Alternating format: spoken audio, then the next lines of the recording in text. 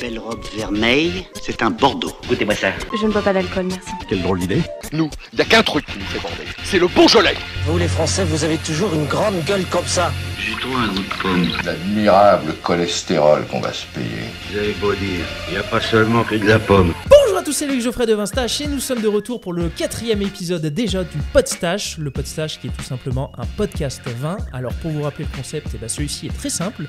Je suis entouré de mon ami et gars sûr du vin Charles. Charles, comment vas-tu ? Salut Loïc. Ça va très bien.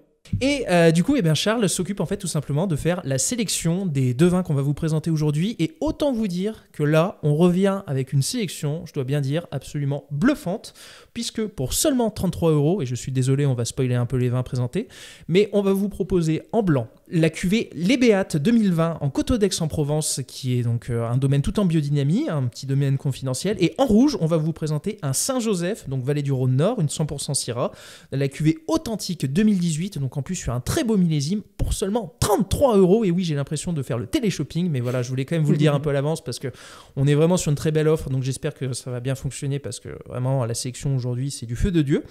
Et la deuxième petite annonce que je voulais faire avant de passer sur la partie dégustation et présentation des vins, c'était tout simplement pour vous dire que suite à vos très très nombreuses demandes, enfin, nous ne sommes plus disponibles uniquement sur la chaîne secondaire Vinstache de Le Retour, mais nous sommes aussi disponibles en audio sur Ocha, nous sommes aussi disponibles sur Deezer, sur Spotify, sur Podcast Addict.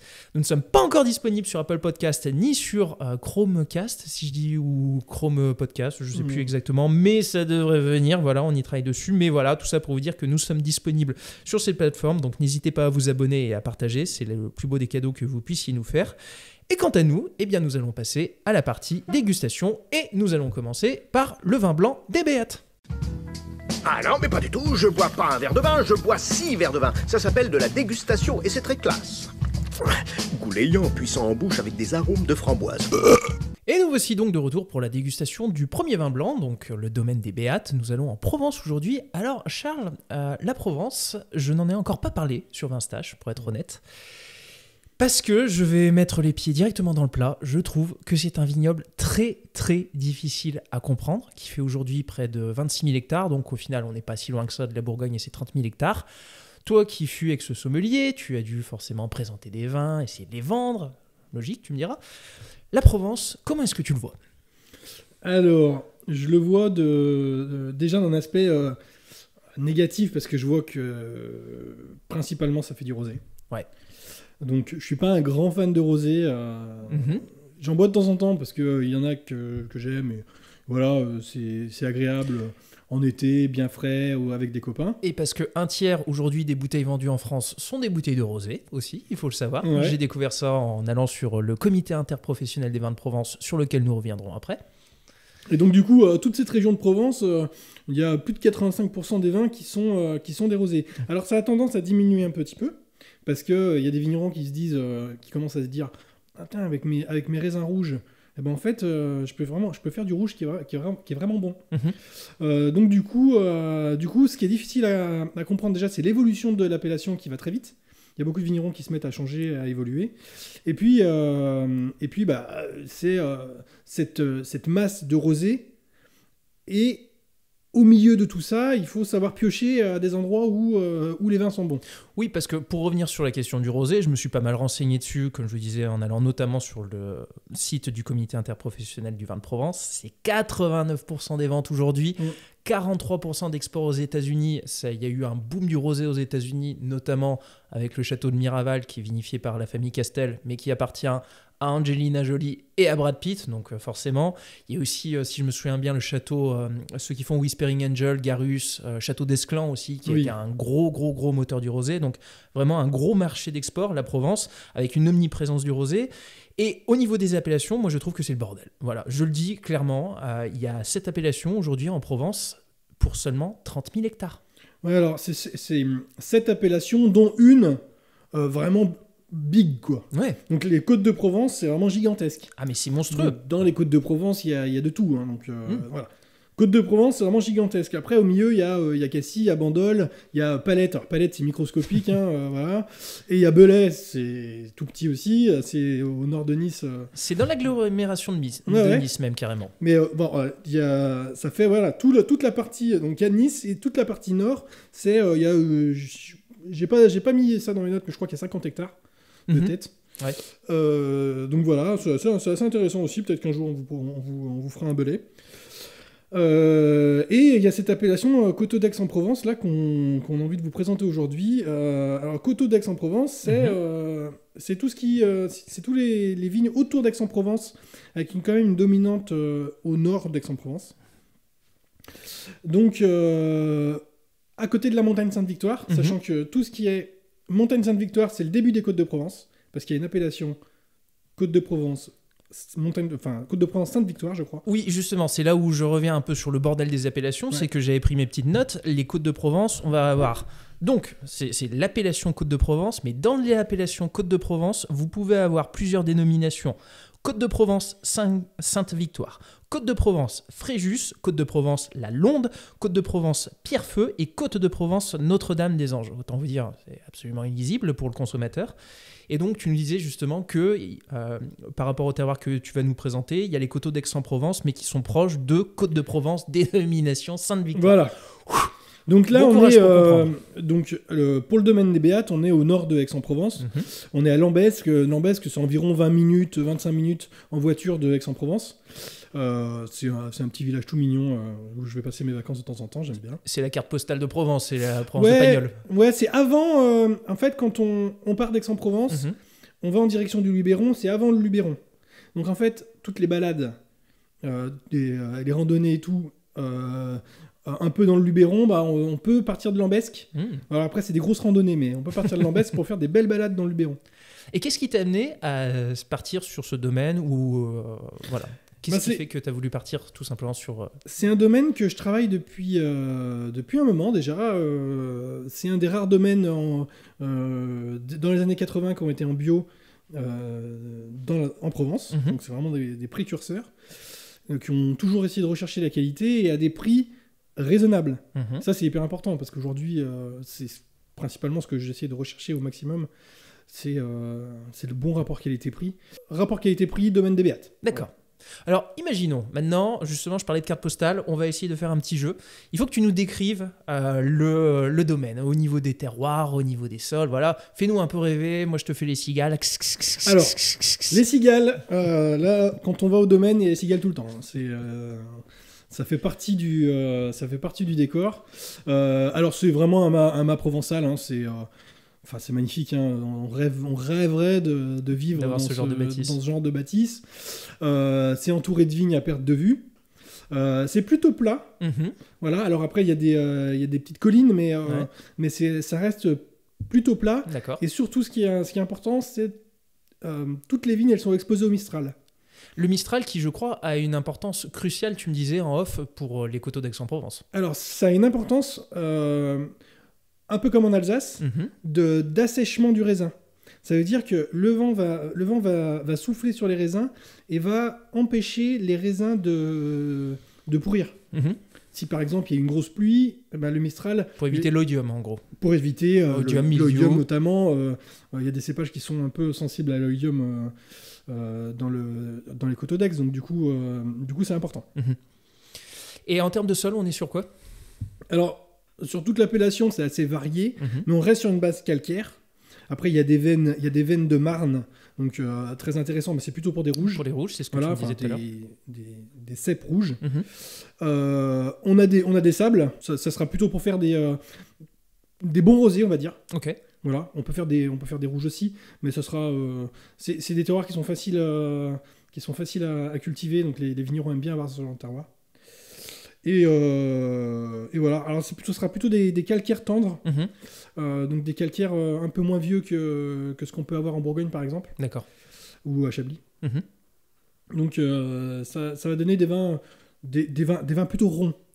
Sur les calcaires. Ah, c'est marrant parce que tu vois, moi je pensais blanc calcaire, je pensais plutôt aux tensions minéralité que rondeur.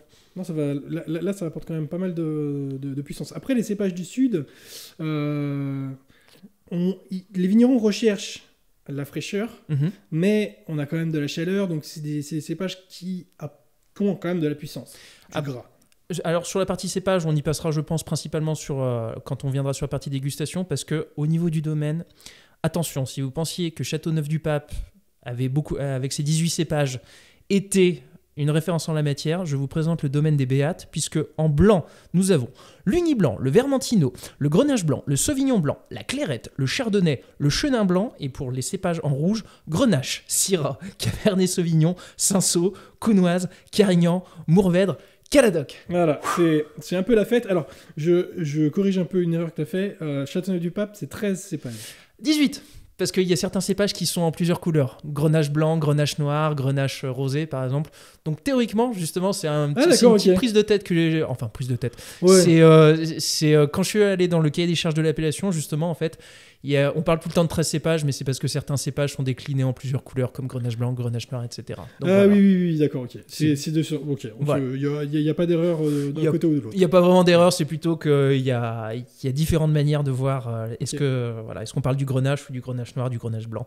Mais voilà, petit débat de puriste. Et sur ce, je propose qu'on passe à la dégustation, et comme ça, après, on pourra présenter justement les cépages qui sont assez atypiques pour des vins blancs, ou du moins moins connus.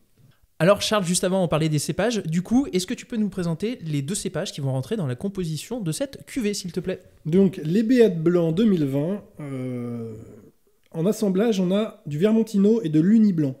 Uni blanc à 40%, c'est le maximum autorisé par le décret d'appellation. D'accord. Donc, ils ne peuvent pas faire plus. Donc, 40% d'Uni blanc, et le reste, c'est du Vermentino.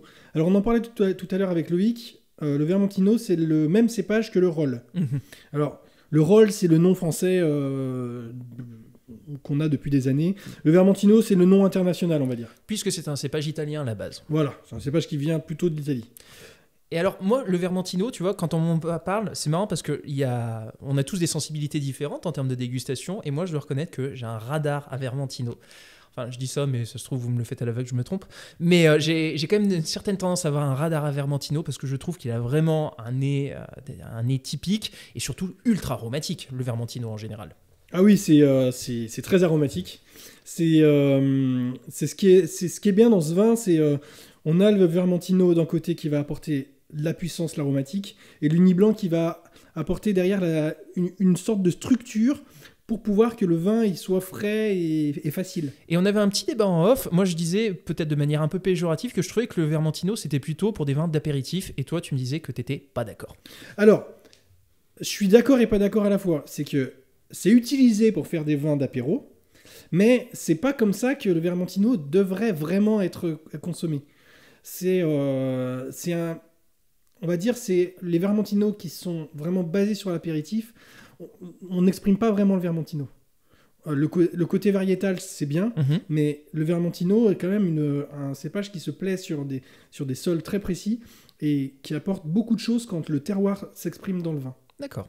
Et donc, c'est complété, ce Vermentino, que moi je trouve assez apéritif, mais on y reviendra au niveau de la dégustation. C'est complété avec de l'Uni blanc. Moi, tu me dis Uni blanc, forcément, je pense au cognac. Le cognac ou la Gascogne. C'est sûr que c'est un cépage de gros rendement, donc qui est un peu vu de façon négative. Mais en assemblage, c'est des cépages qui sont merveilleux parce que ils équilibrent un vin comme ça. On pourrait faire un 100% Vermentino, mais ça serait difficilement digeste. Il faudrait les boire très frais pour casser un peu cette lourdeur. Et cette aromatique, cette rondeur ultra dominante, voilà. Si je comprends bien.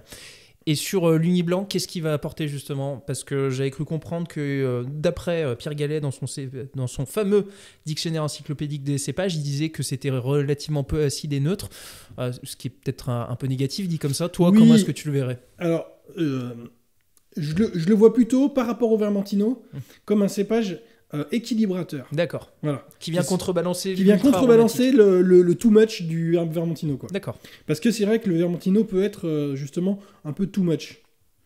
Eh ben, je propose qu'on passe maintenant à la dégustation, tout simplement. Allez, qu'est-ce que ça donne au niveau du premier nez? Alors, déjà, la couleur, c'est limpide, on a des reflets légèrement verdâtres, ce qui est normal parce que c'est un vin qui est jeune. Oui, on est sur du 2020. Voilà. Au nez, alors, même avant de le mettre au nez, de mettre le verre au nez, en ouvrant la bouteille, je sentais le vin. Ouais. Donc là, oui. Là, ça veut dire attention, c'est aromatique. Il y a de l'aromatique, ouais. Voilà. Donc, quand on met le nez dans le verre, il n'y a pas photo, hein, c'est un vin qui est hyper ouvert. Ah oui, donc clairement, là, pour rien cacher, on l'a ouvert il y a quoi, même pas 5 minutes. Ouais, hein, ouais, juste, non, mais là, c'est, clairement, le temps de faire la présentation des cépages et d'embrayer.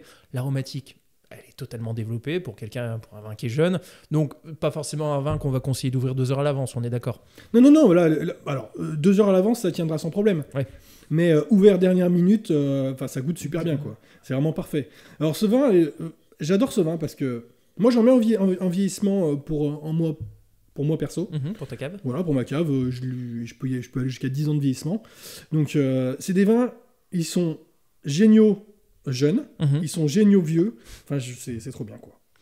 Alors, moi, au niveau du nez, la première chose qui me frappe, j'ai un côté très aromatique de fruits blancs, alors que tu vois, je m'attendais à être peut-être un peu plus jaune, plus de maturité, parce que 2020, c'est quand même l'année une année où on a eu une grosse semaine et demie de canicule. Et je trouve aussi un boisé. Mais un boisé bien fondu, je trouve que le boisé a une belle... Oui, bah alors un côté fruits blancs boisé au premier nez. Il y a un élevage doux, ce que j'appelle un élevage doux en bois. C'est un élevage en demi-muit. De 700 500 litres. Ouais. 500, 600 litres. C'est des demi-muits, on appelle ça dans le jargon. Voilà. Donc c'est des grosses barriques. Alors les vignerons n'aiment pas trop les demi-muits à travailler parce que c'est lourd, c'est difficile à transporter. En revanche, en termes de rendu, dans les vins blancs notamment, ou dans la Syrah aussi, ça donne des vins fantastiques. Et toi alors, qu'est-ce que tu as au premier nez ? Alors c'est... Enfin au nez, tout simplement. C'est complexe, Ouais. mais on a quand même une dominante de vraiment fruité, de purs fruits, quoi. Ah bah ouais, clairement. Donc voilà, on a les petites... moi j'ai quand même un peu de fruits jaunes, Oui. Notamment la pêche. Je l'ai à l'ouverture, effectivement. On a ce mix entre pêche blanche et pêche jaune, je trouve. On sait pas trop où se situer, on a un peu les deux. Voilà. Après, j'ai aussi un côté herbacé, mais les bonnes herbes, le côté un peu garrigue. Mais c'est fin, c'est pas ultra puissant sur les herbes. On a vraiment ce mix de le verger avec un petit peu des senteurs provençales, quoi. Ouais. Je vais être honnête, moi les saveurs provençales je les ai moins, mais après rien d'étonnant parce qu'on a tous, comme je disais, des capteurs différents au niveau du nez, on ressent pas tous pareil les mêmes arômes. J'ai un côté assez floral, je trouve quand même là-dessus, un peu tu vois genre acacia, ce genre de choses, et le côté un peu bois, discret, hein, pas une prédominance de bois dans lequel tu viens, t'arrives et tu vas avoir vraiment ce côté ultra boisé qui va tout prendre, mais j'ai quand même, je trouve un peu cette pointe fumée boisée au nez. Moi, pour contrebalancer avec ce côté herbacé que je disais, je cible un peu le basilic. Tu vois, j'ai un peu une touche de basilic. D'accord. Voilà. Donc, en bouche. Alors, c'est un peu le style de vin où quand je l'ouvre avec des potes, je me dis oh merde, la bouteille elle va partir en 2 secondes. Alors, c'est d'un équilibre parfait. J'adore. Parce que c'est puissant, mais qu'est-ce qu'on a envie de reboire un verre après en avoir bu un ? Moi, j'ai beaucoup les amers en bouche. Ouais, on les a un peu. Alors, ça rentrera sur les accords mes vins qu'on va faire après. Mais alors, c'est bien en apéritif. Ouais. Mais faut que ça soit un apéritif grignotage. Ah oui, j'allais dire, parce voilà. que ça, seul en apéritif. Seul en apéritif, je partirais sur autre chose. Voilà. Mais là, c'est vraiment apéritif grignotage. Ouais. C'est parfait, quoi. Alors voilà, c'est une bouteille qui est facile à boire, rapide, avec de l'aromatique et de la puissance, attention. Il y a de l'aromatique, mais justement, tu parles puissance, moi je dirais peut-être un peu plus structure personnellement, parce que je sens vraiment que ça tapisse le palais, ça a de la structure, c'est... Et puis la longueur en bouche. Moi, j'ai la noisette là, en fin de bouche là. C'est long, quoi. Ah oui, ce côté noisette, je suis entièrement d'accord avec toi, c'est assez prégnant. Par contre, si je puis me permettre, je trouve que le fruité qu'on avait au nez se retrouve peut-être un peu moins au niveau de la bouche. Ouais, ça se retrouve un peu moins. Peut-être qu'avec un petit coup de carafage, ça va s'amplifier. Là, pour l'instant, vraiment, on a ce gras. Ouais. Ce volume qui va un petit peu passer par-dessus le fruit. Ouais. Voilà. Mais après, moi, j'ai quand même quelques petites épices en bouche et ce côté amer, le côté amer qui est un peu une aromatique, un peu pamplemousse sur les bords. Alors, nous avons laissé une petite demi-heure facile d'aération au Béat Blanc 2020. Charles, maintenant, avec un peu d'ouverture, qu'est-ce que ça t'inspire ? Bon, ça a bougé un peu. Maintenant, j'ai l'abricot. Alors, l'abricot frais, pas l'abricot confituré ou... voilà, c'est vraiment le côté l'abricot que tu récoltes dans l'arbre. Mhm. Donc ouais, c'est un peu plus fruit qu'avant. Ouais. Oui, le fruit, je suis d'accord avec toi, a pris plus d'amplitude. Ouais. Donc ça c'est vraiment intéressant parce que ça veut dire que le vin ne perd pas de fruit, il gagne du fruit. Et c'est souvent l'inverse. Alors moi en bouche, j'ai clairement une attaque très franche directe sur le fruit. Après, on part sur un milieu de bouche beaucoup plus minéral. Donc là, il y a vraiment le moment où le terroir s'exprime. C'est vraiment ce côté caillou quoi, cailloutis. J'allais dire craie un peu, tu vois. Ouais, craie, mais c'est presque craie, mais c'est pas tout à fait craie. Et après, on a moins d'amer que tout à l'heure. Oui. Et ça c'est assez intéressant à souligner. Alors, c'est pas forcément positif ou négatif, mais on finit vraiment beaucoup plus sur du fruit. Tout à l'heure, j'avais une rétro-olfaction de noisettes. Là, je suis plutôt sur une rétro-olfaction de fruits. Ah, clairement. Ouais. Mais je suis déjà, je ne peux qu'amender dans ton sens. Et tu vois, à titre personnel, justement, moi qui suis qui trouvais peut-être à l'ouverture que les amers prédominaient un peu trop, et ben là, justement, je trouve que c'est beaucoup plus à mon goût. Après une grosse demi-heure, limite une petite heure d'ouverture, ça me plaît beaucoup plus ainsi qu'à l'ouverture. Voilà, c'est vraiment intéressant d'avoir ces deux aspects. En fait, si vous aimez les vins avec un peu d'amertume, plutôt moi j'aime bien. Ouais. Par exemple, vous ouvrez la bouteille direct. Et par contre, si vous aimez plutôt ce côté complexité de fruits avec pas mal de minéralité en bouche, eh ben, vous carafez une demi-heure, c'est nickel. Et du coup, qu'est-ce que tu nous conseillerais avec ce vin ? Parce que si je me souviens bien, tu es venu en me disant « c'est bon, j'ai mon accord ». Ah bah là mon accord que j'ai vraiment réfléchi pour ça, c'est les petits fromages de chèvre secs. C'est-à-dire des crottins de Chavignol, ce genre de choses. Voilà, alors, pas forcément crottins de Chavignol, mais des petits fromages de chèvre frais. Des pélardons. Bon, voilà, par exemple. Sinon, en fait, tout ce qui est aussi des fromages bien secs. Ouais. De vache, il n'y a pas de problème. J'en profite que tu parlais justement des fromages secs blancs, c'est que l'un des grands blasphèmes aujourd'hui, c'est que très souvent les gens boivent du rouge avec leur fromage, alors que typiquement les blancs sont beaucoup plus conseillés en réalité pour aller sur les fromages. Oui, en termes d'accord, le mieux, c'est le blanc. Souvent. 90%, voilà, c'est le blanc. En revanche, après, en termes de plaisir, ça se discute. Ah. Voilà. C'est qu'en fait... les accords, c'est bien. Mm-hmm. Le plaisir, faites-vous plaisir, quoi. Enfin, si vous voulez boire un rouge avec un fromage, ouais. Ah ouais, t'es plus souple que moi là-dessus. Mais je suis plus souple. Par exemple, vous avez un Saint-Nectaire, un Comté, etc. Moi, je peux faire des accords avec le rouge, c'est pas un problème. Et sur ces bonnes paroles, nous enchaînons avec le vin rouge.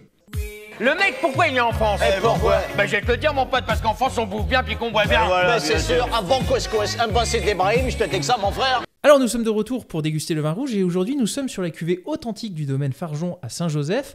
Alors Charles, on ne va pas forcément représenter la vallée du Rhône Nord pour une raison très simple, c'est que j'ai déjà fait un épisode de cépage à sorcier consacré à la Syrah. Or la vallée du Rhône, forcément, la Syrah c'est le cépage omniprésent, c'est d'ailleurs le cépage unique des vins rouges de la vallée du Rhône Nord. Donc du coup ce que je te propose plutôt c'est de nous attarder sur l'appellation Saint-Joseph. Et autant moi quand j'ai commencé à m'intéresser au vin, j'ai très rapidement entendu parler des côtes-rôties, des ermitages, des gros ermitages, des cornasses, mais Saint-Joseph, pour moi, est toujours un peu resté l'appellation dans l'ombre, je trouve, des vins rouges de la vallée du Rhône Nord. Et du coup, je voulais que tu nous la présentes, que tu nous en parles et que tu nous donnes un peu aussi ton point de vue par rapport à tout ceci. Saint-Joseph, c'est une appellation qui est magnifique pour moi. Mm-hmm. Parce que on fait vraiment des grands vins en Saint-Joseph. Vraiment. En côte-rôtie, on le sait, le prix est là, etc. Oui, le prix est un peu trop là. Un peu trop là, voilà. Tandis qu'en Saint-Joseph, le prix est là aussi quand même, mais on n'est vraiment pas loin de la côte-rôtie en termes de qualité. Voilà, La Côte-Rôtie est peut-être un peu mieux, voilà, mais il y a quand même pas mal de Saint-Joseph qui sont bien meilleurs que certaines Côte-Rôties. D'ailleurs, ils sont quasi frontaliers, Côte-Rôtie et Saint-Joseph. Sur Alors la oui, partie nord. ouais, alors il y a le village de On va y venir. Condrieu, il y a le village de Condrieu qui les sépare. Voilà. Mais oui, on est à 5 le nord des Saint-Joseph est à 5 km de la Côte-Rôtie. Voilà. Alors c'est hyper morcelé. Saint-Joseph, c'est que des parcelles sur des coteaux. Tac. C'est quasi qu'en coteau d'ailleurs, Saint-Joseph. Ah, c'est que en coteaux. Et c'est 50 km de long. Que des petits coteaux. Et ça fait 1000 hectares en tout. Autant dire rien du tout, 1000 hectares. Enfin, sur une appellation de 50 km de long, 1000 hectares, c'est rien. Donc en fait, voilà, c'est morcelé sur des coteaux tout le long du Rhône. En partant, on part de Chavanais à peu près. Et on descend jusqu'à Valence. Quasiment collé à Cornas même. Ah bah c'est collé à Cornas et c'est même sud. il y a une petite partie après Cornas. Ah bon? Ouais. Ah ça je savais pas, tu vois. Je pensais que Cornas c'était vraiment la pointe sud et voilà. que d'accord. Quand on est à Valence, on traverse le pont, on va en direction de Guirengrange et de Cornas, de Saint-Péret. Et ben là il y a un énorme coteau qui est sur la gauche. Quand on traverse le pont, ben là c'est des Saint-Joseph. D'accord. Donc après Cornas et Saint-Péret, on a encore une toute petite partie de Saint-Joseph. Mais alors justement, l'une des grandes complexités, c'est qu'on en parlait, à vol d'oiseau, de la partie nord de Saint-Joseph jusqu'à la partie sud, il y a 55 km. Ah oui, non mais c'est gigantesque. Du coup, en termes de disparité de style aussi, ça doit être quelque chose. Il faut imaginer qu'on est à Chavanais, là, chez un vigneron qui est le plus au nord. On prend sa voiture pour aller au vigneron qui est le plus au sud, on met 1 heure. C'est énorme. C'est énorme. Pour une appellation, quoi. C'est juste énorme. c'est démentiel. C'est énorme. Alors, la différence de sol, alors, on est quasiment que sur du granit. Bon, après, c'est des différences de concentration de granit, de dureté de granit, de décomposition, voilà. Il y a plein de choses qui rentrent en compte. Mais on a quand même une énorme disparité entre le nord et le sud. Après, il y a une partie au milieu qui est complètement différente, voilà, sur des losses. Mais c'est tout petit, c'est un peu à part. Mais justement, je reviens encore sur cette question de disparité parce que quand j'ai fait mes petites recherches pour préparer le podcast, j'ai regardé l'appellation Crozes-Hermitage et j'ai regardé l'appellation Saint-Joseph parce que Crozes-Hermitage, je connais mieux parce que déjà c'est un bloc quasiment unique, même s'il y a des Crozes Nord et des Crozes Sud, on est plutôt sur des galets roulés. Saint-Joseph, l'appellation a été reconnue en 1956 et il y avait 6 communes pour une superficie de 90 hectares. En 1994, il y a eu une révision de l'appellation et Saint-Joseph s'est étendu sur 26 communes et 1370 hectares aujourd'hui. Question un peu provocatrice, est-ce que il ne faudrait pas remorceler l'appellation Saint-Joseph? Parce que justement, comme tu disais, il y a une partie sud, il y a une partie centre, il y a une partie nord. Est-ce qu'il ne serait pas intéressant tout simplement de remorceler aujourd'hui l'appellation Saint-Joseph? Alors, ça pourrait être intéressant. Après, il va falloir convaincre les vignerons. Parce que les vignerons, ils font du Saint-Joseph, ils sont contents de faire du Saint-Joseph. Ils n'ont pas envie de changer. Parce que c'est bien valorisé. Parce que c'est hyper bien valorisé, ouais, etc.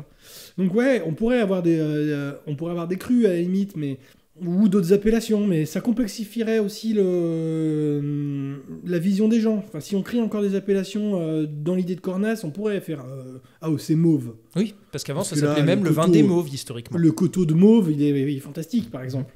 Voilà, ça fait partie des Saint-Joseph les plus prestigieux. On atteint les prix de Côte-Rôtie sur quelques vins de ce coteau-là.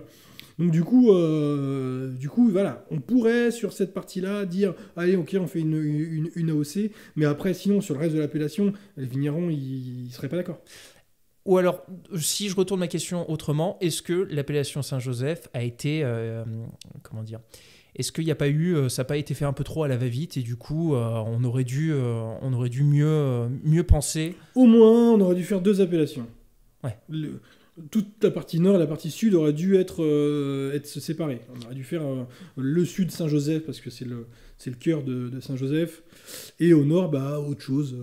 Et en termes de style, si je me souviens bien, la partie nord, on va plutôt être sur quelque chose d'assez fin et floral, alors que sur la partie sud, on sera peut-être un peu plus sur la puissance et sur l'aromatique de fruits noirs. Ouais, alors on sera quand même tous les deux sur la puissance, mais alors le fruit noir, on l'aura vraiment dans le sud, et on aura le côté floral sur le nord. En gros, les Saint-Jean du Nord ressemblent aux Côte-Rôtie, les Saint-Jean du Sud ressemblent à Cornas. Ça se vérifie souvent quand même. Donc la typicité se trouve vraiment au centre. Alors au centre, c'est à part. Vraiment, il y a un micro-terroir au centre, c'est l'os, c'est à part. Bon, et bah top. En tout cas, merci beaucoup pour ce petit focus sur l'appellation Saint-Joseph. Maintenant, domaine Fargeon, ce qui est un domaine avec lequel tu travaillais déjà beaucoup quand tu étais dans ton bar à vin. Est-ce que tu peux un peu nous en parler ? Domaine Fargeon, je pense que dans ma carrière de sommellerie, c'est un des premiers domaines où je suis allé. Ah d'accord. Voilà, ça fait... Tac, je réfléchis, 2008, j'ai dû y aller en 2008, pour la première fois là-bas. Donc du coup je les connais depuis longtemps, on a toujours un bon accueil et tout, enfin, c'est vraiment le domaine que j'apprécie beaucoup. En Saint-Jean, alors ils sont à Malval. Ouais. Malval, c'est au nord. On est dans le massif du Pilat. Alors, on parlait des randonnées à Lambesque en Coteau d'Aix. Ouais. Les randonnées qui partent de Malval, elles sont quand même sacrément magnifiques aussi, quoi. Au département de la Loire, d'ailleurs, c'est la petite partie du département qui est dans le vignoble du Rhône. Alors, parce que ça commence... l'appellation Saint-Joseph commence dans le département de la Loire, et puis après, on est en Ardèche. Donc là, on est principalement sur des vignes qui sont au nord, donc dans le département de la Loire. Et en coteaux aussi. Tout en coteaux. Alors après, il y a des mi-coteaux et des gros coteaux, mais c'est principalement, sur Saint-Joseph, c'est que des coteaux. Et du coup, la cuvée que tu nous as sélectionnée, c'est la cuvée authentique, qui est un assemblage de 6 terroirs, si je me souviens bien, parce qu'on était partis pour vous cacher, on était partis tous les deux au domaine pour aller déguster et les rencontrer, et donc un assemblage de terroirs pour cette cuvée. Alors voilà, c'est le domaine Fargeon, comme toute l'appellation Saint-Joseph, ils ne peuvent pas faire autrement, c'est morcelé. Donc ils ont forcément plusieurs parcelles. Donc domaine Fargeon, eux, ils vendangent, ils trient et ils peuvent vinifier certaines choses séparément, etc. Mais en termes de vignes, les vignes, c'est morcelé. C'est vraiment des tout petits bouts, quoi. C'est des petits champs, à un endroit parce qu'après il y a une pierre ou il y a une forêt, donc on peut pas planter, etc., etc. Donc c'est vraiment hyper morcelé. Donc c'est vraiment la typicité des Saint-Joseph. Globalement, sur tous les Saint-Joseph, tous les vignerons sont à peu près comme ça. Et l'un des plus beaux rapports prix-plaisir du vignoble aussi, selon toi ? Ah bah là, Saint-Joseph, rapport qualité-prix, on est vraiment... c'est le summum de la Syrah, quoi. On est limite de culture de la Syrah, ça veut dire qu'après, normalement, après Vienne, on peut plus cultiver de la Syrah parce qu'elle mûrit pas suffisamment. Donc vraiment, quand on est dans cette zone de limite de culture, c'est là où le fruit s'exprime au mieux. Eh bah parfait, je propose de passer à la dégustation. Allez. Dégustation, 100% Syrah. Qu'est-ce que tu peux nous dire sur ce vin ? Eh ben, c'est dark, hein. C'est profond. Ah ouais. On distingue à peine le fond du verre. Ouais. J'arrive à peine à voir mon doigt à travers, c'est dire. Voilà, on distingue à peine le fond du verre. Alors c'est limpide, hein. Il n'y a pas de dépôt, il n'y a rien, mais la concentration de couleur, elle est là. Alors, la Syrah, c'est un cépage... c'est pas un cépage teinturier, mais c'est un cépage qui donne énormément de couleurs. Ah oui. Enfin, tout de suite, on peut pas faire un blanc avec de la Syrah, c'est pas possible. On peut faire un blanc avec du Gamay, ouais. Voilà, mais on peut pas faire un blanc avec de la Syrah, c'est impossible. Il y a beaucoup trop de couleurs. Donc là, ça se voit, hein, tout de suite. C'est éclatant de couleurs et très profond. Voilà. Au nez, quand tu mets le nez, wow, c'est hyper ouvert. Alors, pour petite précision, on vient de l'ouvrir vraiment il y a 2 minutes. Hein. Ouais, on vient de l'ouvrir. C'est hyper aromatique. Alors après, je dirais, on n'a pas une énorme complexité, mais en revanche, ce qu'on a dans le verre, c'est bon. Alors moi, j'ai un truc qui me saute au nez, c'est le côté giboyeux, musqué. Ouais. Ça, et le côté violette aussi. Et côté violette. Alors moi, j'ai le côté violette en premier. Et pourtant, la violette, c'est un truc que j'ai très difficilement en général. Bah moi, c'est un marqueur parce que c'est vraiment un truc que j'adore. Bah, c'est un truc, en général, moi, la violette, c'est quelque chose que j'ai beaucoup de mal à détecter, même sur les Syrah. Mais alors là, pour le coup, j'ouvre, ça pète sur le côté giboyeux chasseur et sur le côté violette. Bah ouais. Et là, c'est là où on ressent vraiment le côté proche de la côte rôtie. Parce que là, moi j'ai une gamme aromatique qui va s'approcher des styles des côtes rôties. Je vais être un peu, non pas forcément provocateur, mais je dirais, est-ce que c'est pas un peu l'archétype même d'une Syrah, du Rhône Nord ? Ah bah c'est l'archétype du nord de la vallée du Rhône Nord. D'accord. Voilà. Parce qu'on a quand même, dans le sud de la vallée du Rhône Nord, donc tout ce qui est Cornas, Hermitage, moi j'ai un marqueur, c'est la tapenade d'olive. Ah. Et ça c'est complètement, enfin c'est vraiment deux deux styles différents. Et là, on a vraiment ce côté Saint-Jean-Nord, quoi. Enfin, on est en plein dedans, là. Donc clairement, tout ça pour vous dire que si vous voulez vous initier au vin, bah, c'est clairement le genre de vin sur lequel vous pouvez partir pour avoir justement l'archétype, et je le dis pas de manière négative, hein, l'archétype même de ce que peut être une Syrah du Rhône Nord, sur la partie nord. Bah, une Syrah plantée sur granit, sur un beau terroir de granit, quoi. Ouais. Voilà. En gros, là, c'est vraiment c'est caractéristique de ça, quoi. Et donc, c'est à partir de ce moment-là, pour moi, où la Syrah commence à s'exprimer bien, quoi. Ouais. Où on n'a plus ces arômes trop variétaux, où le terroir, la Syrah a pompé un peu le terroir. Là, c'est intéressant. Et avec de l'ouverture, le côté floral qui ressort vraiment. Ouais, t'as le côté fourrure aussi, moi. Alors, c'est marrant de dire... Peut-être que ce que j'appelle moi musc, peut-être. Ouais, c'est ça. Mais c'est ce côté où c'est tout doux au nez. Tu vois ? Et ça c'est typique de la Syrah. Putain, c'est puissant. Ouais, c'est puissant. C'est puissant. Après, j'ai quand même... tu vois, quand je le déguste, le premier truc qui me prend vraiment au niveau de la bouche, c'est le côté puissant, structuré. Alors forcément, il va falloir un peu de temps d'ouverture pour que les tanins s'assouplissent. Mais j'ai aussi un côté assez minéral qui arrive, tu vois, avec de la tension. Ça, c'est la marque de Saint-Joseph. Hein. Par rapport au Gros Hermitage, les Saint-Joseph en auront plus de minéralité. Ouais. Vraiment, ce côté caillou, ardoise, on l'a beaucoup plus. Si je vulgarise un peu, les Gros Hermitage, ça va être la rondeur, alors que les Saint-Joseph, ça va plutôt être plus tendu, plus sur l'acidité. Plus de gourmandise sur un Gros Hermitage, de rondeur, de gourmandise, et Saint-Jo, un peu plus tannique, un peu plus sec dans l'idée. Là, on est dedans. Là. On a des tanins légèrement asséchants, mais c'est très bien intégré au vin, ce qui apporte un peu de puissance. On a un fruit qui est marqué plutôt sur le côté fruit noir. Fruit des bois. Ouais, fruit des bois. Alors moi, je suis plutôt sur la myrtille dans l'aromatique. D'accord. Mais voilà, c'est vraiment ces petites baies, ces fruits des bois. Avec ce côté épicé aussi. On a un petit peu un côté poivré, qui est une marque aussi un peu de la Syrah. Toujours mêlé avec ce côté un peu violette, etc. Ah bah moi, le côté floral, je l'ai vraiment. Oui. Là, je dois reconnaître, en général, j'ai souvent plus le fruit. Là, j'ai plus le côté floral sur celui-là. Et un parfum, c'est... super millésime en plus 2018. Super millésime, ça va se garder. Alors, ça va pas se garder 20 ans, hein. Attention, mais ça va, là, vous mettez ça un peu en vieillissement, ça se garde 10 ans facilement. Ah oui, je veux dire, la dizaine d'années tranquille. Oui, il n'y a pas de problème. C'est quand même sacrément bon comme ça, quoi. Ah, c'est sacrément bon comme ça, mais tu vois, c'est typiquement le genre de qui, je me dis, allez, je lui donne 3 ans. Et là, dans 3 ans, les tanins sont un peu plus fondus, et il y a tout, quoi. Après, c'est même comme ça, je trouve que c'est pas un infanticide. Moi qui suis très pro vieux vin, c'est pas du tout un infanticide de boire ça, quoi. Eh ben écoute, ce que je te propose, c'est un peu comme pour le vin blanc, c'est de lui laisser un peu d'ouverture, et puis on y revient dessus après. Allez. Et donc on est de retour pour la deuxième partie de la dégustation du Saint-Joseph du domaine Farjon, qui a eu une grosse demi-heure pour s'ouvrir. Alors Charles, avec de l'ouverture, qu'est-ce que tu pourrais nous dire sur ce vin ? Alors il s'apaise. Alors c'est très Syrah, ça. Ouais. La Syrah, en fait, elle est réductrice, elle se protège.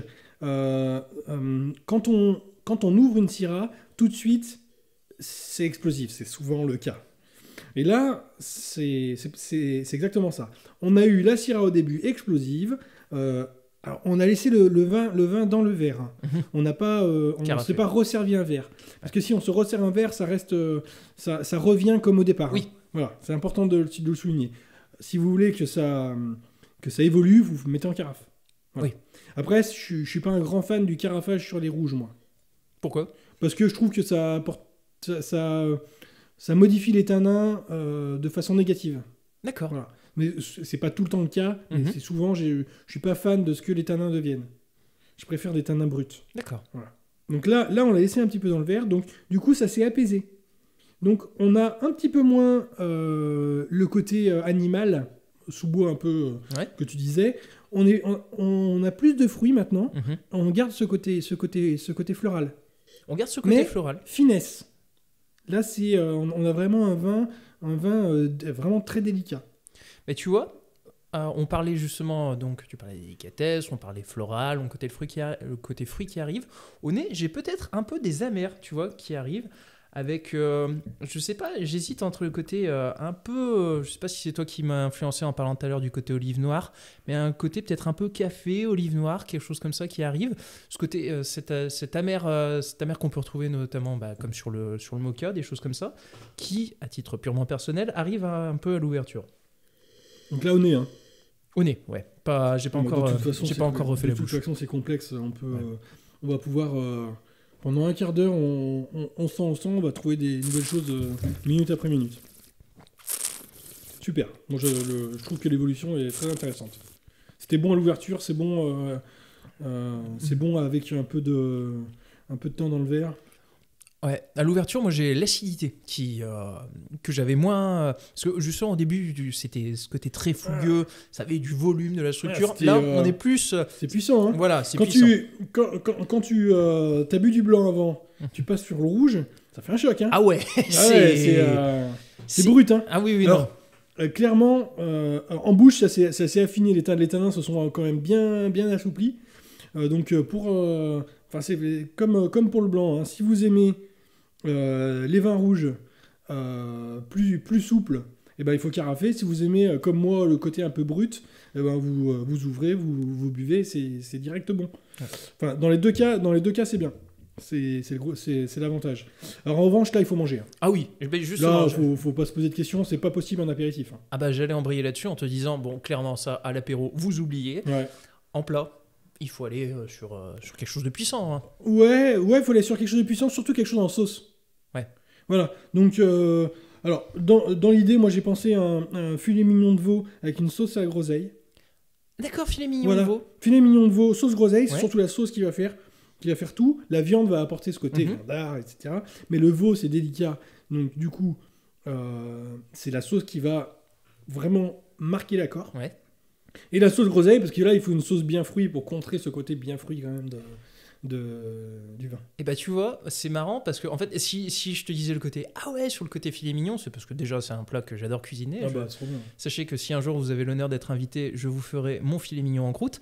Mais le truc, en fait, c'est surtout que c'est peut-être parce que du fait de sa puissance, moi clairement, ça, je leur ai envoyé, tu vois, typiquement un couscous, genre merguez, épicé, cuisine vraiment relevée, parce que je trouve ça très structuré. Après, c'est vrai que peut-être le côté floral, on va le perdre si on envoie avec trop d'épices, mais je trouve vraiment que c'est un vin qui a de la structure et de la puissance, vraiment. Donc, je serais peut-être allé sur un truc un peu plus burné, entre guillemets, qu'un filet mignon que je verrais plus sur la tendresse, tu vois.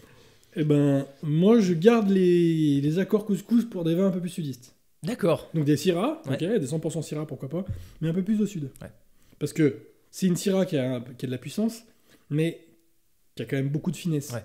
Et là, on peut envoyer un plat, un vrai plat gastronomique, quoi. Mm-hmm. Enfin, tu te fais un filet mignon avec une sauce groseille, c'est classe, quoi. Ça mérite, ça. Ouais. Elle mérite. Ouais. Bref... Ce moment de tendresse et de poésie vous est offert par la Vintage Company. Très belle sélection, en tout cas. Je pense qu'on peut le dire, commercialement, c'est peut-être la plus belle sélection qu'on ait fait aujourd'hui. Par rapport prix-plaisir. Ouais, là on est bon. Ouais. En termes de prix, on est vraiment bon. Après, les autres Vintage boîte étaient très bien. Hein. Ouais, évidemment. Mais on n'est pas là pour critiquer les autres, mais en termes de rapport prix-plaisir, là je trouve que 33 balles pour un Saint-Joseph fin, plus un super vin en biodynamie de Provence... Que demande le peuple? Ouais, on a un vin découverte et un vin prestige. On est bien. Ouais, on a fait le taf. Voilà, ça va être compliqué de faire le prochain, mais j'ai déjà des idées. Oui, évidemment. Et puis il y a un petit blanc que je voulais faire et que j'ai pas pu faire, mais que toi tu connais et qu'on va vous présenter. On ne spoile pas, tu bouffes avec eux demain. Ah oui, oulala, ou les copains. Voilà. On va terminer avec une nouvelle section qui est la section dégustation à l'aveugle et je vous expliquerai pourquoi j'ai réfléchi à faire tout ça. Et puis voilà, à tout de suite. Là, le nez ne trompe pas. Ça sent le taureau ici. Là, on sent le cuir et le sous-bois. Qu'est-ce que c'est que cette matière? Je vais rester sur un Pauillac. C'est de la merde. N'empêche que ça sent le taureau ici. Et nous revenons donc pour une toute nouvelle section. J'ai décidé de lancer une dégustation à l'aveugle. Alors, pourquoi est-ce que j'ai fait ça? Tout simplement parce que On va pas vous mentir, Charles et moi, on a des agendas assez chargés. Et en fait, je m'y suis pris un peu à la bourre pour vous demander vos questions auditeurs.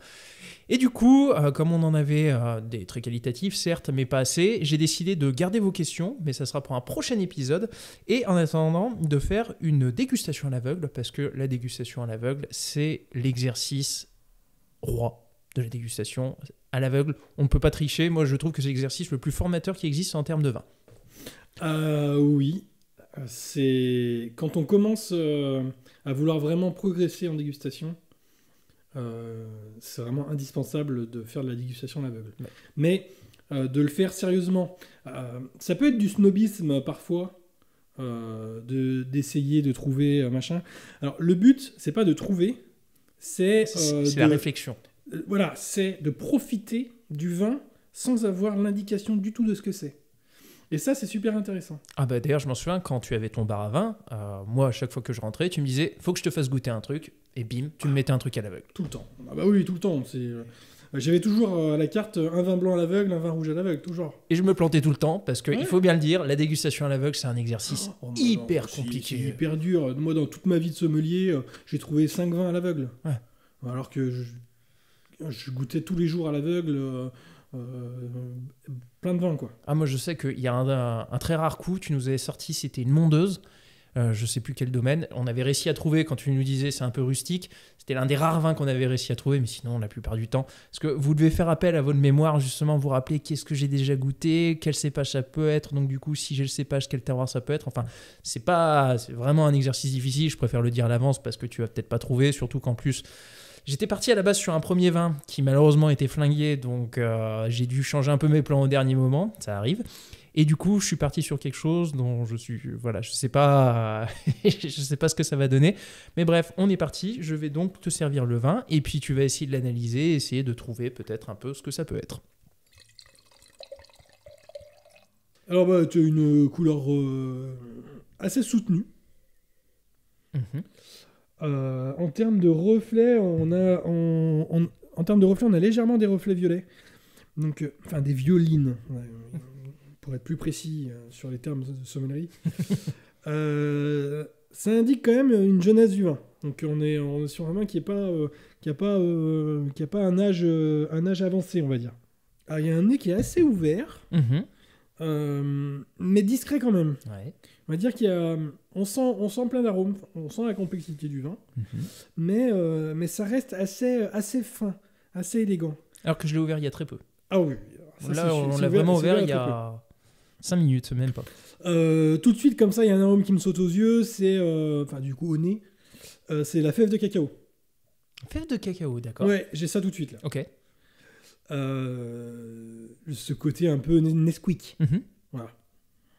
C'est pour vulgariser. Je vulgarise certains arômes, mais c'est parce que c'est des souvenirs, des choses comme ça, mais c'est pas négatif. Après, il y a un petit côté cerise derrière. Je pense clairement qu'il y a du grenache dedans. Parce que ce côté fève de cacao plus le côté un peu cerise à l'eau de vie, il y a de fortes chances que ça soit le grenache dans mon idée du nez. Okay. Pour l'instant, c'est que le nez. Oui, au niveau du nez. Donc voilà, est-ce que c'est un assemblage, est-ce que c'est pas un assemblage ? On va essayer je vais essayer de comprendre en bouche comment ça se passe. C'est vrai que pour moi, c'est beaucoup plus facile parce que forcément, comme je sais ce que c'est, je sais entre guillemets les arômes qu'il faut que j'aille chercher dedans. Donc c'est beaucoup plus facile que quand vous êtes à l'aveugle où là, pour le coup, vous êtes absolument paumé et vous devez avec votre bite et votre couteau, quoi. Alors, t'as bité ton couteau, qu'est-ce qu'il te dit au niveau de la bouche ? Alors ça c'est puissant. En bouche, il n'y a pas beaucoup de fruits, mais derrière, on a vraiment le côté caillou, surtout le côté puissance aérienne. C'est vraiment, on n'est pas sur un vin qui est lourd, on est sur un vin qui est frais, mais qui est vraiment puissant, quoi. Là, il faut vraiment manger avec. Hein. Ah oui, non, là, je suis d'accord. C'est pas indigeste, mais presque. Ouais. Voilà. Là, je peux pas boire la bouteille. Ah non. Je vais avoir du mal. C'est pas parce que c'est mauvais, mais ça envoie du pâté. Ouais. Ça conforte un peu mon idée du grenache. Ok. Voilà. Après, je trouve que le côté un peu herbacé, il y a un petit côté herbacé qui pourrait me rappeler aussi le Mourvèdre. Ouais. Donc un assemblage avec Grenache, Mourvèdre, ça pourrait être dans l'idée. Après, est-ce qu'il y a d'autres cépages, etc. Je sais pas. Quoi qu'il se passe, là tout de suite, je pars sur la vallée du Rhône, sud, à côté de Châteauneuf-du-Pape. Voilà, j'irais Vaqueras ou Kéran ou choses comme ça. Quoi. Ouais. On révèle ? On révèle. Eh bien, le vin du jour était un vin de Savoie. Ah, c'est marrant, hein. C'est marrant. Et non, nous n'étions donc pas en Vallée du Rhône Sud, mais nous étions chez Fabien Trosset, avec un Arbin et une mondeuse, 100% mondeuse noire, justement, de chez Fabien Trosset. Alors, Fabien Trosset, pour la petite anecdote, c'était quand j'ai commencé à réfléchir, quand j'ai fait la deuxième 20 stage boîte. Si vous vous souvenez bien, j'avais choisi le domaine Duprat, qui est situé à Apremont, que tu connais très bien, Charles aussi. Hein. D'ailleurs, demain, tu bouffes avec Jérémy. C'est copain, ça. Voilà, c'est copain. Et au début, j'étais parti sur l'idée de faire éventuellement une 20 stage boîte 100% Savoie. Donc, j'avais trouvé mon blanc, mais je galérais un peu sur les rouges. Et sur les rouges, il faut savoir que le cru d'Arbin, en fait, il y a à peu près une dizaine de crus dans la Savoie. Mais c'est principalement des crus à blanc. Et les crus en rouge, si je me souviens bien, c'est des sols d'argile rouge. Si je ne dis pas de bêtises, qui est parfaitement adapté à la mondeuse.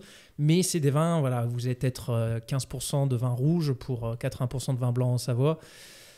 Ou alors 20% de rouge, pardon, pour 80% de blanc. Et du coup, j'étais allé le visiter. Je l'avais pas finalement, je ne l'avais pas sélectionné parce que j'étais parti sur le rouge du domaine Pélissol et que je voulais marier un peu les plaisirs. Mais voilà, c'était l'un des premiers vignerons que j'étais allé voir. Je trouve qu'il fait de très jolis vins. D'ailleurs, c'est quand même, il fait partie des plus beaux noms en rouge de Savoie. Et c'est marrant parce que quand je t'entendais parler, justement, moi je trouve qu'il a vraiment pour le coup un nez de mondeuse. Tu vois, je trouve que il c'est mais aussi parce que je savais ce que j'avais au niveau du nez. Oui, c'est plus facile quand on sait. Mais totalement. Mais le côté très floral avec petit poivre noir, je le trouvais assez prégnant. Mais parce que je le rappelle encore, je savais ce que je goûtais. Ouais, après voilà, c'est. Et ça change tout. Ça change tout. Après, Arbin c'est à part dans les mondeuses. C'est vraiment un terroir qui est fait pour la mondeuse.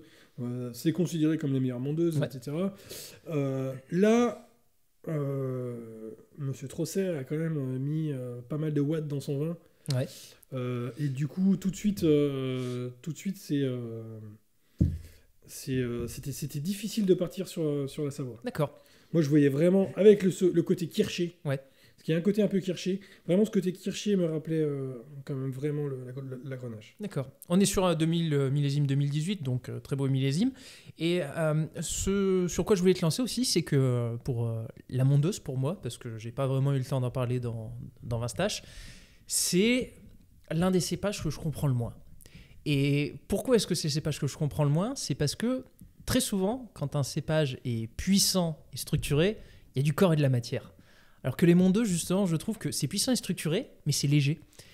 Et je suis toujours assez décontenancé. C'est à part, la mondeuse, vraiment cépage à part. Déjà, en termes de maturité, quand ça arrive à maturité, on est sur des taux d'alcool à 11-12. Donc, le vin est mûr, mais oui, d'ailleurs, je me permets de te couper, on est à 12% sur ce vin. Le vin est mûr, mais il fait 12%. Donc, du coup, c'est assez étonnant. C'est vraiment un cépage à part. Et vraiment, je pense que c'est un cépage d'avenir, parce que même s'il y a un réchauffement climatique intense qui va se produire, on en est quasiment sûr, et ben la mondeuse, elle va tirer son épingle du jeu. Eh ben écoute, je te remercie déjà de t'être prêté au jeu, parce que c'est quand même... voilà, il faut avoir l'humilité de la dégustation à l'aveugle, c'est pas... Ah bah oui, c'est ça, il faut se lancer, il faut pas avoir peur de se tromper, parce qu'on se trompe dans 99% des cas. Ah oui, non, clairement, je veux dire, ça... Combien de personnes se sont gourées à l'aveugle, moi le premier. Hein. Merci de t'être prêté au jeu. C'est la fin donc de ce 4e épisode déjà du Podstache. On n'aura pas de Podstache en juillet et en août parce que forcément, je pense que vous avez envie de profiter de vos vacances et c'est pas une période très fructueuse pour la vente de vin sur Internet. Donc voilà, on reviendra en septembre pour la foire au vin. On a déjà une petite idée de la sélection, notamment en blanc, où on a déjà une cuvée que j'avais adorée à l'aveugle et que par le plus grand des hasards, il se trouve que tu connais très bien les propriétaires. Donc, ça va bien se passer. On se garde ça de côté. On vous remercie pour votre fidélité au Podstache. N'hésitez surtout pas à le partager. N'hésitez pas à aller vous abonner sur Spotify, sur Deezer, sur Ocha, sur Podcast Addict et bientôt sur Google Podcast et sur Apple Podcast. Et quant à nous, on vous dit à la prochaine. Merci beaucoup Charles de m'avoir accompagné. Merci Loïc.